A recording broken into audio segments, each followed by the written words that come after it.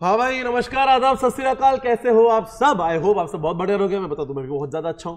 ठीक है, so I welcome you all to yet another amazing session of CA inter revision series. Hi, this is C Aditya Sharma from Adnovate. तो without wasting any time अपन क्या करते हैं, continue करते हैं। अगला स्टैंडर्ड आ रहा है तुम्हारा AS12, बराबर ना। आपको मैं बता दूं करके, जो लोग वीडियो पहली बार देख रहे हैं, अभी मैंने पिछले लेक्चर में बताया था, इतने ऑलरेडी अपने अपलोड हो चुके हैं विद RTP May 24। फटाफट से जाके जल्दी से जाके बिंज वॉच कर लो। नहीं देखा तो बिंज वॉच कर लो, वरना प्लेलिस्ट बना लो, ये लेक्चर के बाद वो वाले सारे भी देख लेना, बराबर ना। अब सुनना मेरी बात ध्यान से, without wasting any single time, I am going to start in 3, 2, 1 start. अब सुनना मेरी बात ध्यान से। मैंने आपको बताया था AS12 गवर्नमेंट ग्रांट करके, ये वाला जो चैप्टर है ना, this is the category B chapter. कभी कभार एग्जाम में आता है, कभी कभार नहीं भी आता।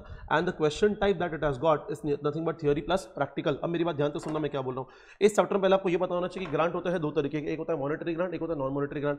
मॉनेटरी ग्रांट मतलब क्या होता है, सरकार ने आपको पैसा दिया। अच्छा, सरकार आपको पैसा देते हैं तो चार चीज के लिए देती है, या तो असेट के लिए, प्रमोटर्स कॉन्ट्रीब्यूशन के लिए, रेवेन्यू के लिए, एक्सपेंसेस के लिए। सरकार पैसे बदले कुछ और चीज देती है, उसको नॉन मॉनेटरी ग्रांट बोलते हैं। उसको क्या करने का बाद में देखते हैं। अच्छा, असेट के लिए देती है ना, उसमें इंपॉर्टेंट है कि दो तरीके का असेट होता है, डेप्रिशिएबल या फिर नॉन डेप्रिशिएबल। अरे आपको याद आ रहा है क्या मैं क्या बोल रहा हूं करके, बराबर। तो मैंने आपको ये बताया था कि देख भाई, बात ऐसी है, यहाँ पे देखो, फटाफट से थियरी कर लेंगे। ध्यान से सुनना मेरी बात ध्यान से। देखो, अगर यहाँ पे सब कुछ लिखा हुआ है, टेंशन नहीं लेने का। ये देखो फटाफट देखो। मैंने आपको ये बोला था कि देखो, बात एकदम सिंपल है करके। ये पहला क्या है, पहला है डेप्रिशिएबल करके। अगर सरकार आपको पैसा देती है करके, which is for asset, which asset depreciable, तो क्या करने का, you have got two option, reduce on the cost of asset करके, या फिर क्या करो, डीजीजी बोल दो करके, बराबर, एकदम बराबर। अच्छा, फिर डीजीजी आपने बोल दिया तो you have to transfer to PNL in the ratio of depreciation. अरे आपको याद आ रहा है, अच्छा, रिफंड करते time debit to fix asset करके, बराबर। अच्छा, और अगर आपने ऑप्शन नंबर 2 चूज किया रहेगा तो क्या करने का, debit to DGG to the extent of balance. अगर कुछ थोड़ा सा पैसा बचा रहेगा तो बाकी किसको डेबिट करोगे, पीएनएल को। अरे आपको याद आ रहा है क्या, खत्म। मैंने बोला था नॉन डेप्रिशिएबल जो है ना, वो तो आप इग्नोर करके जाना।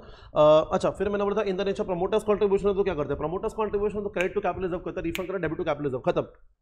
इसका अगर आपको कीवर्ड याद होगा, कीवर्ड याद आ रहेगा, कीवर्ड मैंने बोला था setting up project in the notified backward area. अगर आपको याद आ रहा है क्या, अरे यस सर, एब्सोल्युटली करेक्ट, बराबर ना। Setting up project in the notified backward area आया तो चिल्ला देना, प्रमोटर्स कंट्रीब्यूशन, खत्म।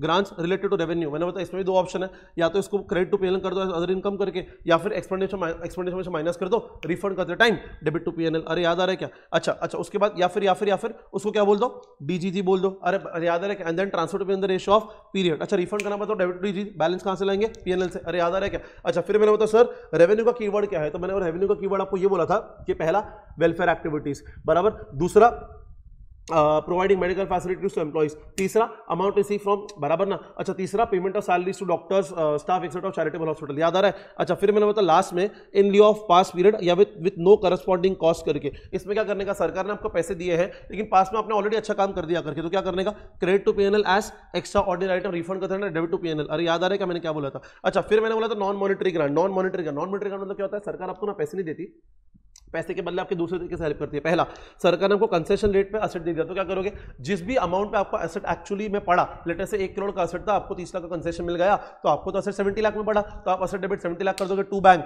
अच्छा, फिर आप उसको डेप्रिशिएट करोगे, लेटर से डेप्रिशिएबल एसेट है। अरे बाबा, नॉन मॉनेटरी है, नॉन डेप्रिशिएबल के लिए कंसेशन देगी, ये किधर बोला करके, डेप्रिशिएबल के लिए भी दे सकती है, नॉन डेप्रिशिएबल भी दे सकती है। लेटर से एसेट डेप्रिशिएबल है करके 70 लाख का आपका एसेट पड़ा, आपने 20 लाख डेप्रिसिएशन कर दिया, अब वो एसेट आपकी बुक में 50 लाख का पड़ा है, तो रिफंड करते टाइम क्या कर दोगे, टू एसेट चला जाएगा, जब भी कोई एसेट बुक से बाहर जाता है हमेशा जाता है एट द कैरिंग अमाउंट। अरे याद आ रहा है क्या, जब भी कोई एसेट बुक से बाहर जाता है हमेशा बाहर जाता है at the carrying amount, debit उसको करोगे, पीएनएल अकाउंट डेबिट कर देना। अरे याद आ रहा है क्या मैंने क्या बोला। फिर अरे तुम्हारा गिवन फ्री ऑफ कॉस्ट, मतलब मैंने सरकार ने आपको एसेट फ्री में दे दिया। अबे फोकट में दिया है, फोकट में, तो क्या करोगे, अपन बोलेंगे भैया एसेट अकाउंट डेबिट कर दो, टू बैंक मत करना, टू पीएनएल कर देना, भैया टू पीएनएल कर देना, टू बैंक मत कर देना, बिकॉज आप तो पेमेंट कर ही नहीं रहो। एट व्हाट वैल्यू, इधर एट 1 और ₹100 नॉमिनल वैल्यू। रिफंड करते टाइम क्या कर दोगे, रिफंड करते टाइम बोलोगे भैया देख ऐसा है, आपको मार्केट वैल्यू सरकार को वापस देना पड़ेगा, तो टू बैंक जो भी मार्केट वैल्यू और एसेट आप डेबिट कर दोगे with the full market value. अब आप डेप्रिसिएशन भी चार्ज कर सकते हो। याद रखना, जब आपको फ्री में मिलता है तब डेप्रिसिएशन नहीं कर सकते, लेकिन अगर आपको रिफंड करना पड़ा तब आप रिवाइज वैल्यू पे प्रोस्पेक्टिव डेप्रिसिएशन चार्ज। प्रोस्पेक्टिवली मतलब क्या है, अरे मेरे दोस्तों को पता होगा, अरे मेरे नालायक बच्चों को पता होगा प्रोस्पेक्टिवली मतलब क्या है, याद है अपने क्लास में याद है। आहा, बोलो ना एक बार, आज से, अभी से, इसी वक्त से। डू यू गेट दिस, याद रखना। AS12 में याद एक बात रट्टा मार लेना कि अगर अपने को रिफंड करना पड़ा तो बैलेंस कहां से लाओगे, पीएनएल से लाओगे। Am I very very clear. अगर अपने को रिफंड करना पड़ा तो असेट का वैल्यू जो पहले था रिफंड होने के बाद अब जो हो गया उस पर रिवाइज डेप्रिसिएशन चार्ज करोगे। और लास्ट में मैंने यहाँ पे एक बात लिखाई थी, अगर आपको याद होगा क्लासरूम में, नहीं याद है तो मैं बोल दूं करके, रिफंड करते टाइम अगर मैं यहाँ पे लिख देता हूँ, जो बच्चे मुझसे फर्स्ट टाइम पढ़ रहे हैं, रिफंड करते टाइम अगर आपको पीएनएल अकाउंट को डेबिट करना पड़ा, it will be debited under the heading extra ordinary item. अरे आपको याद आया क्या, अगर आपको डेबिट करना पड़ा तो it will be debited under the heading extra ordinary item. अरे बराबर ना, अगर आपको याद होगा मैंने जब आपको AS5 सिखाया था, AS5 में देखो ये था ना, ये देखो एक्स्ट्रा ऑर्डिनरी आइटम्स, ये है ना उसका example, government grants become refundable, do you get this. तो अगर आपको रिफंड करना पड़ा तो you will refund under the heading extra ordinary item. Am I very very clear guys? खत्म। अब सुना मेरी बात ध्यान से, मैं क्या बोल रहा हूँ, खत्म। यहाँ पे थियोरी खत्म हो गया। अब देखते हैं इंपॉर्टेंट सम्स कौन से है, जल्दी सुनना मेरी बात एकदम फटाफट से सुनना, फटाफट से सुनना एकदम। हाँ ये वाला इंपॉर्टेंट क्वेश्चन करके, नहीं एक एक करके, एक मिनट को, ये वाला पहले, ये वाला इंपॉर्टेंट है भाई लोग, बराबर। इसमें अगर आपको याद होगा मैंने बोला बेटा ये वाला करके जाना, बराबर। इसमें अपने को पैसा मिला करके for setting up a water treatment plant, बच्चे लोग बौखला जाते हैं, सेटिंग अप वर्ड देके बौखला जाते हैं। अबे प्लांट के लिए, plant is depreciable asset, reduce from cost of asset या फिर ट्रांसफर टू डीजीजी, खत्म। इसमें ये इंपॉर्टेंट है। Point number 2 option, question number 2 ठीक है, क्वेश्चन नंबर 3 ठीक है। इसमें याद रखना कि सरकार को ग्रांट कब दे रहा है, ड्यूरिंग 98-99 मतलब 1498 करके। रिफंड कब कर रहे हो, रिफंड आप कर रहे हो कभी 2-3 में, बराबर, मतलब कभी 1402। यहाँ पे याद रखना स्टेट विद रीजन मांग रहा है, आपको थोड़ा थियरी लिखना पड़ेगा। अकाउंटिंग ट्रीटमेंट भी फॉलोड इन द ईयर 2-3, खाली रिफंड वाले ईयर का एंट्री मांग रहा है। तो आपको याद होगा मैंने बताया 3 एंट्री आएगा, एक रिफंड वाला, दूसरा डेप्रिसिएशन वाला, तीसरा पीएनएल टू डेप्रिसिएशन, खत्म। फिर मैंने बोला था कि देख ये वाला क्वेश्चन याद आ रहा है क्या आपको, क्वेश्चन नंबर 4 किसके लिए है करके, बराबर। क्लियर कट आपको बोला था it is for welfare activities करके, बराबर। एक सेकंड, क्वेश्चन नंबर 3 एक बार इंपॉर्टेंट है करके जाना। क्वेश्चन नंबर 4 ठीक है, चलो मैं करा देता हूँ करके, इतना इंपॉर्टेंट नहीं बट एक बार आप करके चले जाना। यहाँ पे ना आपको ग्रांट मिला है किसके लिए, welfare activities, so that is revenue के लिए मिला है करके। अच्छा यहाँ पे प्रॉब्लम ये है कि आपको ये नहीं पता है कितने साल के लिए मिला है करके। अगर आपको याद होगा रेवेन्यू मैंने बताया था, अगर 1 साल के लिए मिलता है तो क्या करते हो आप, सीधा पीएनएल लेके जाते हो करके। लेकिन अगर आपको 2-3 साल के लिए मिलता है, आपको लेटेस्ट लमसम अमाउंट मिलता है, तो आप डीजीजी बोलते हो, तो डीजीजी ट्रांसफर पीएनएल करते हो इन द रेशियो ऑफ पीरियड करके। यहाँ पे ना अपने को ये नहीं पता कितने साल के लिए, तो अपन इफ एंड बट्स में आंसर लिखेंगे, खत्म। फिर मैंने बोला था कि यहाँ पे ये वाला इंपॉर्टेंट है, क्वेश्चन नंबर 5। क्वेश्चन नंबर 5 इसलिए इंपॉर्टेंट है क्योंकि यहाँ पे ना सरकार रिफंड कर रही है कभी मई 2004 में करके, मिड ऑफ द ईयर में। मैंने बोला था कि इस चैप्टर में अजम्पशन होता है कि ग्रांट हमेशा डे 1 पे मिलता है, रिफंड भी हमेशा डे 1 पे होता है, जिस भी ईयर में आप कंडीशन तोड़ते हो। लेकिन यहाँ पे रिफंड कब हो रहा है, मई 2004 में। तो इसके 2 सोल्यूशन निकलते हैं, एक आप मई पकड़ लो, दूसरा आप अपने स्टैंडर्ड अजम्पशन के साथ जाओ कि ग्रांट जो है 1 अप्रैल 04 डे 1 पे ही रिफंड होगा। तो मैंने आपको रिकमेंड किया था भैया इंस्टीट्यूट के साथ जाना, बराबर, 1404 को ही रिफंड पकड़ना। लेकिन अगर बराबर, लेकिन अगर कुछ बच्चे बोलते कि नहीं सर हमें मई पकड़ने तो कोई दिक्कत नहीं है, आप क्या करना 0405 ईयर में पहले 1 महीने का डेप्रिसिएशन चार्ज करना, फिर मई महीने में रिफंड कर देना, फिर डेप्रिसिएशन पोस्ट रिफंड 11 महीने का चार्ज कर देना। उसमें थोड़ा ज्यादा मगजमारी है, लेकिन अगर आप ये पकड़ोगे कि भले ही मई लिखा है अपन उसको डे 1 पकड़ रहे हैं तो आपको मगजमारी नहीं होगी। ये मैंने आपको क्लास में सिखाया था, नोट लिख कर आ जाना, बराबर। अच्छा इससे क्वेश्चन नंबर 6 मैंने बोला था बेटा प्लीज पार्ट 2 करके जाना। अरे याद आ रहा है कि आपको पार्ट 2, अरे याद रखा पार्ट 2 में क्या था अपना, ऑप्शन नंबर 2 है करके, बराबर। आपको पैसा मिला है, क्यों मिला, असेट के लिए, विच असेट, डेप्रिशिएबल असेट करके, बराबर। तो आप क्या करते हो, पार्ट 2 आपको मिलता है तो आप क्या बोलते हो भैया डीजीजी में आप क्या करोगे, क्रेडिट करोगे करके, then DGG pen in the ratio of depreciation करते हो। इसमें थोड़ा बहुत बैलेंस आपको ना डीजीजी का बच जाता है। तो यहाँ पे ना पता है यूएसपी क्या था, इस सम का यूएसपी क्या है, आपको डीजीजी का भी वर्किंग नोट बनाना पड़ेगा। अरे आपको याद आ रहा है कि मैंने आपको सिखाया था क्लास में करके, एक असेट का बनेगा, दूसरा क्या बनेगा, डीजीजी का वर्किंग नोट बन जाएगा। क्योंकि आप ऑप्शन नंबर 2 फॉलो कर रहे हो, राइट। ऑप्शन नंबर 2 में you need the DGG balance at the time of refund, because आप एंट्री मारते हो DGG account debit, PNL account debit to bank, तो डीजीजी में कितना होना चाहिए वो तो पता होना चाहिए। अरे समझ आ रहेगा तुम लोग को मैं क्या बोल रहा हूँ, अरे मगज आ रहेगा तुमको मैं क्या बोल रहा हूँ, खत्म। अब सुनना मेरी बात ध्यान से, फटाफट। अरे सर आप हर एक सम एक सॉल्व नहीं करोगे, अरे बेटा कर तो रहे, ऐसे ही तो सॉल्व करेंगे, और थोड़ी ना एक सम अपन खोल के चेक करेंगे। अरे तू समझ रहा है अपना एग्जाम है 10 दिन के अंदर, ये सारे सम्स का जो मेन यूएसपी है ना वो मैं आपको बता दूंगा, और बाकी सोल्यूशन तो अटैच है ही।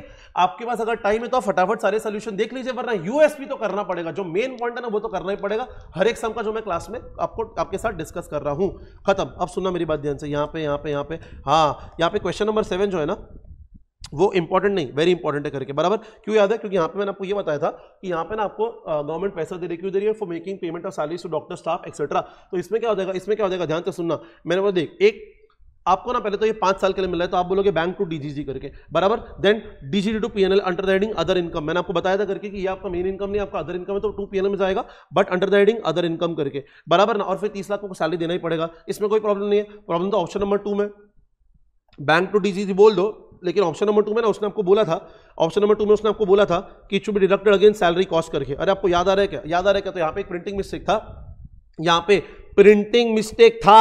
जो बच्चे मेरे से पढ़ चुके हैं उनको पता होगा, जो नहीं पढ़ चुके हैं प्लीज सुन लो बराबर। यहाँ पे प्रिंटिंग मिस्टेक था, डीजीडी टू अदर इनकम नहीं आएगा, डीजीडी टू सैलरी बराबर ना कितना 18 lakh, and then salary to bank आपको 30 लाख का सैलरी तो देना ही पड़ेगा, 30 लाख का सैलरी देना ही पड़ेगा, तो यहाँ पे क्या हो जाएगा 30 lakhs and 30 lakhs। Am I very very very very clear? आपको समझा कि मैंने क्या बोला? थोड़ा सा प्रिंटिंग मिस्टेक था फ्रॉम द इंस्टीट्यूट साइड बराबर ना, आप इसको रेक्टिफाई कर देना, very very very important sum, done बराबर। फिर क्वेश्चन नंबर 2 करके ये मैंने बताया था क्लास में, इसमें क्या करने का आपको बेसिकली क्या हो रहा है, आपको पैसा मिल रहा है for setting a factory in the backward area, उसमें से आपने 2 करोड़ जो डिविडेंड बांट दिया, अरे पैसा मिला for setting a factory in the backward area, मतलब प्रमोटर्स कंट्रीब्यूशन है बराबर। अरे बराबर कि नहीं? एकदम बराबर। पैसा तेरे को खाली फैक्ट्री के लिए यूज करना चाहिए, तो डिविडेंड बांट दिया, रिफंड करना पड़ेगा बराबर। दूसरा तेरे को लैंड फ्री ऑफ कॉस्ट मिला, तूने रिकॉर्ड नहीं किया, रिकॉर्ड करना पड़ेगा, खत्म।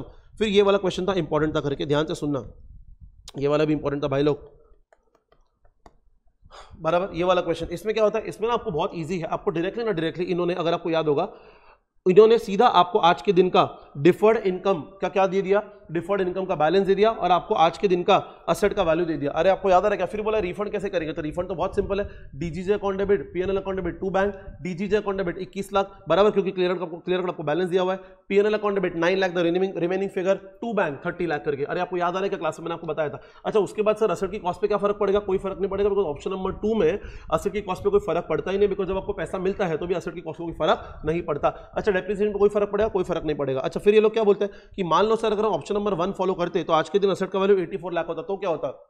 तो अपन रिफंड करते, asset account debit to bank करते, 30 लाख से असेट का वैल्यू 84 प्लस 30 हो जाता। अरे आपको याद आ रहा है कि मैंने क्या बोला? 84 plus 30, I think it should have been कितना हो जाता? 84 प्लस 30, यार पता नहीं मेरे को, तुम कैलकुलेटर नहीं मेरे पास, तुम मेरे को बोल, आई थिंक इट इज समवेयर 114 करके बराबर। एंड देन 114 को सीधी बात है, आपका असेट का वैल्यू चेंज हो गया तो आपको रिवाइज डेप्रिसिएशन चार्ज करना पड़ेगा। 114 को अगर आप डिवाइड करोगे by the remaining useful life, I think remaining useful life is how much? 7 years, आपका 16 पॉइंट समथिंग डेप्रिसिएशन आ जाएगा। अरे आपको याद आ रहा है क्या? ये क्वेश्चन भी मैंने आपको क्लास में कराया था, मैंने तो बेटा इंपॉर्टेंट है करके जाना, done, that's it. I don't think इसके अलावा कोई क्वेश्चन अपने पास बचता है करके। एक क्वेश्चन, हाँ ये वाला। अच्छा क्वेश्चन नंबर 5 क्लासों में एक चीज आपको यहाँ पे WDE मेथड है करके, SLM नहीं है करके बराबर ना। तो आपको लेटर से आप 1401 को आपको पैसा मिल रहा है, आप रिफंड लेटर से 1404 को करो तो 3 साल का पहले आपको WDE के तहत डेप्रिसिएशन निकालना पड़ेगा, डन, खत्म। बस AS12 में दोस्तों इतना करके चले जाना, इससे ज्यादा कुछ नहीं करोगे तो भी चलेगा, खत्म। एक बार RT भी चेक कर लेते हैं दोस्त, RT में होगा सम तो मजा आ जाएगा, होना तो चाहिए दोस्त। चलो यहाँ देख लेते हैं,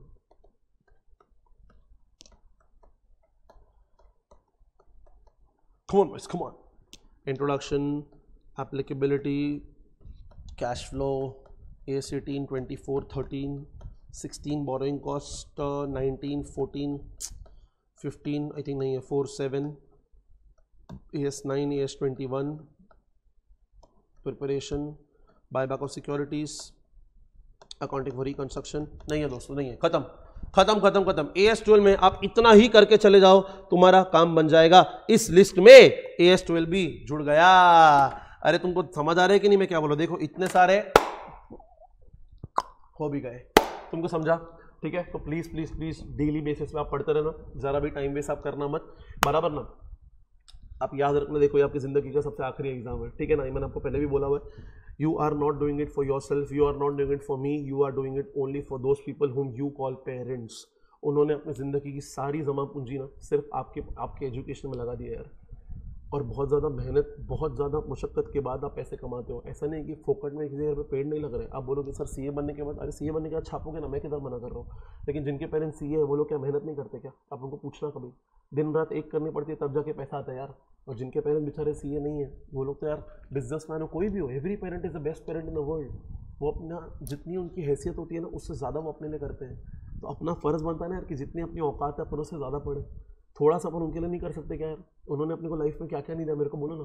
तुम्हारे पास अच्छा एजुकेशन है, अच्छे दोस्त हैं, अच्छे कपड़े हैं, अच्छी किताबें हैं, अच्छे इंस्टीट्यूट्स हैं जिसमें तुम पढ़ाई करते हो, उससे ज़्यादा क्या देंगे यार? उनका बस चले ना तो अपना कलेजा निकाल के रख दे तुम्हारे सीने कि यार ये ले एक और कलेजा ले ले, तू मुझसे ज़्यादा जी ले, वो भी कर देंगे वो तुम्हारे लिए, बराबर ना। उनका बस चले ना तो चांद तारे समेट के तुम्हारे हाथों में रख दे, बस वो कर नहीं सकते, मैं तुम्हें बहुत ज़्यादा दिल से रिक्वेस्ट कर रहा हूँ, मतलब देखो मेरे को भी गूज़बम्स आ रहे हैं, ठीक है, बहुत ज़्यादा दिल से तुमको रिक्वेस्ट कर रहा हूँ यार, उनकी उम्मीद मत तोड़ो यार, तुम मेरी उम्मीद तोड़ दो, जितनी बार तोड़े मैं तो बेशरम हूँ, मेरे को चलते रहता है, मेरा चलते रहता है। तुमको ऐसे कभी किसी का उम्मीद तोड़ने का मन करे ना, तो तुम मुझे उम्मीद देना और तुम मेरी उम्मीद तोड़ देना, उनकी मत तोड़ो यार, वो तुमसे बहुत ज़्यादा उम्मीद लगा के बैठे है ना, वो ऐसे वेट करते हैं कि मेरा बच्चा सीए बन जाएगा ना, मेरी सारी तकलीफ दूर हो जाएगी, मैं उस बेचारे बच्चे को जो नहीं दे पाया ना लाइफ में, वो बेचारा मेरे को भी दे पाएगा, खुद को भी दे पाएगा। बहुत उम्मीद लगा है यार, बहुत ज़्यादा उम्मीद लगा है। प्लीज़ यार, अगर तुम लिटरली 6 बजे उठ रहे हो, 5 बजे उठ जाओ, 5 बजे उठ रहे हो, 4 बजे उठ जाओ, कुछ नहीं होगा यार, तुम्हें कुछ भी नहीं होने वाला है। जिस दिन सीए बन जाओगे ना, उनको ऐसे पलकों पे रखोगे, उनकी हर ख्वाहिश पूरी कर पाओगे, वरना तुम्हें दुआ देंगे कि यार मैंने इस बच्चे के लिए शायद इतना सब नहीं किया, लेकिन ये मेरे लिए कर रहा है। ऊपर वाला ना देखता है, तो किसी भी जात के फ़र्क नहीं पड़ता, स्पिरिट एक ही है। ऊपर ना सब दिखता है कि यार बच्चे के लिए मैंने तो यार इसके लिए ज़्यादा किया ही नहीं, ये तो मेरे लिए कितना कर रहा है। ऊपर वाला ना मजबूर हो जाएगा तुम्हें इतना कुछ देने के लिए कि यार तुमने ना अपनी जवानी सैक्रिफाइस कर दी उन 2 लोगों के लिए। तुम्हें समझ रहा है, मैं तुम्हें बोल रहा हूँ, लाइफ में सब कुछ मिलेगा, जो जो तुम खाली सोचोगे ना तुम्हारे हाथ में आ जाएगा। मैं बिल्कुल नहीं फेंक रहा, मेरे को बड़ा भाई समझो, मैं बिल्कुल नहीं, मैं बहुत मुंहफट हूँ, मैं तुम्हें मुंह पे बोल रहा हूँ, ये डिग्री तुम्हें सब कुछ दिलाएगी, सब कुछ जो तुम इमेजिन कर सकते हो ना, तुम सब कुछ मिलेगा। बट प्लीज़ यार पढ़ते रहो, रेगुलर बेसिस पे पढ़ते रहो। तुम्हें मोटिवेशन नहीं आता ना, तो उन 2 बेचारों की फ़ोटो तुम्हारे सामने रखो, तुम्हें अपना मोटिवेशन आएगा। उनका दिल मत तोड़ना यार, उनका दिल मत तोड़ना। बहुत लोगों के अपन ने दिल तोड़े होंगे, उनका मत तोड़ना। उनका तोड़ा ना समझ जाना तुमने खुदा का दिल तोड़ा है, भगवान का दिल तोड़ा है तुमने करके, है ना। तो सर हम क्या करें सर, डेली बेसिस पे प्लीज़ पढ़ाई करो। अभी भी अगर थोड़े से सो रहे हो तो जाग जाओ यार, 10-12 दिन बाकी एग्जाम के, जितनी भी जान तुम में बची है ना, डबल ट्रिपल डाल दो, छोड़ दो यार खाना पीना, ज़्यादा मत खाओ यार, नहीं फ़र्क पड़ता। हर एक मिनट सिर्फ पढ़ाई, सिर्फ पढ़ाई, सिर्फ पढ़ाई, सिर्फ उन दोनों लोगों के लिए, है ना। तो प्लीज़ पढ़ते रहना, प्लीज़ पढ़ते रहना। अगर तुम्हें अच्छा लगे ये वीडियो, उसको प्लीज़ को लाइक करना, चैनल को सब्सक्राइब करते रहना एडनोइट वालों के लिए, बिकॉज उनके वजह से अपन कनेक्ट कर पाते हैं। कमेंट मेरे लिए करके जाना, एंड इंस्टाग्राम पे कनेक्टेड है ना, ca.1011 is my Insta ID, वहाँ पे कनेक्टेड है ना। कुछ तुम्हें लिखने का मन हो तो प्लीज़ मुझे ज़रूर भेजना, मैं स्टोर करने का मैं उसको स्टोर रखूँगा, है ना। And if at all you need anything else, please do mention in the comment below. Please stay motivated, please drink lots of water and please study hard. Bye bye, see you, take care, thank you so much everyone, bye bye, मिलते हैं अपन अगले lecture में।